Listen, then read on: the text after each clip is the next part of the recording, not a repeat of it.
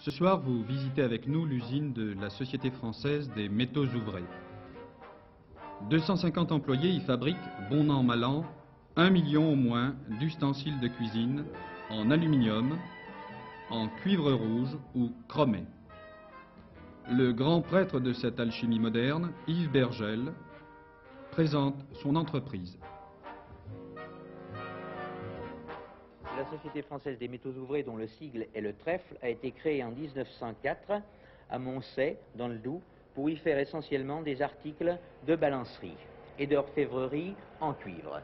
Aux alentours de 1914, créer une toute nouvelle gamme, en étant les premiers en France à mettre au monde, en quelque sorte, des articles en aluminium culinaire. Nous avons travaillé assez longtemps à Moncey, puis nous sommes venus nous implanter à Vesoul.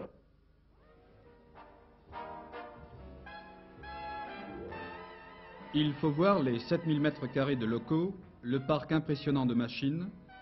Il faut suivre toute la chaîne de fabrication pour saisir le chemin parcouru depuis l'époque du petit atelier vésulien.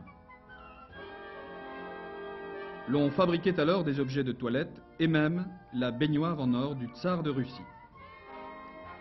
Il faut voir toutes les presses à emboutir les disques d'aluminium, les machines à laver et à dégraisser. Il faut aussi admirer le repousseur qui donne un galbe au métal informe pour en faire un élégant récipient.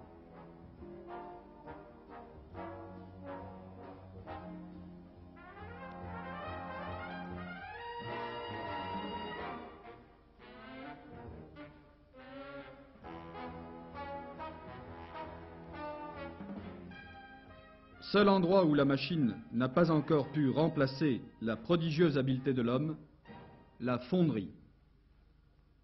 Le métier de fondeur se perd de plus en plus, du moins il le paraît, est-ce que c'est vrai?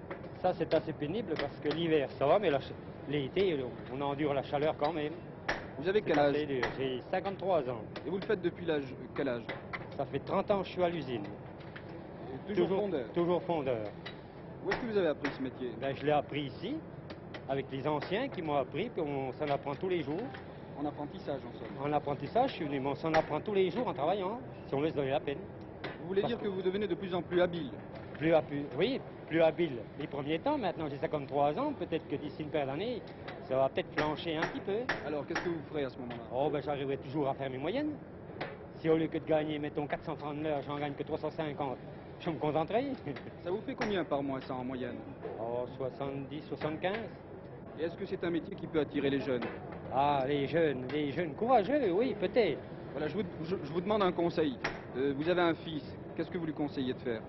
Pas fondeur.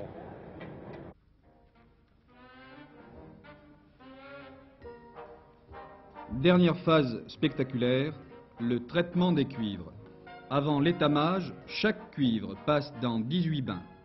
Recuivrage, nickelage et enfin chromage. Il en sort satiné et brillant. Des mains féminines vont alors l'emballer. Ça fait 35 ans que je suis à l'usine. J'aimerais qu'on parle de vos conditions de travail. Vous êtes là, debout toute la journée. Ah oui, moi je suis toute la journée debout. C'est oui. dur? Encore assez, le soir on est fatigué. Tant qu'on est dans le bain, comme on dit, ça va. Mais une fois que je rentre à la maison, je sens que je suis fatiguée. Est-ce qu'on peut savoir, si ça n'est pas indiscret, combien vous gagnez? Oh, ça dépend du nombre d'heures, peut-être un peu plus de 50 000. Est-ce que vous pouvez nous situer l'importance de votre entreprise sur le plan national? Nous sommes parmi les 4 plus gros fabricants d'aluminium, et en ce qui concerne les articles purement ménagers, exclus les articles d'hôtellerie, nous avons la 2e place.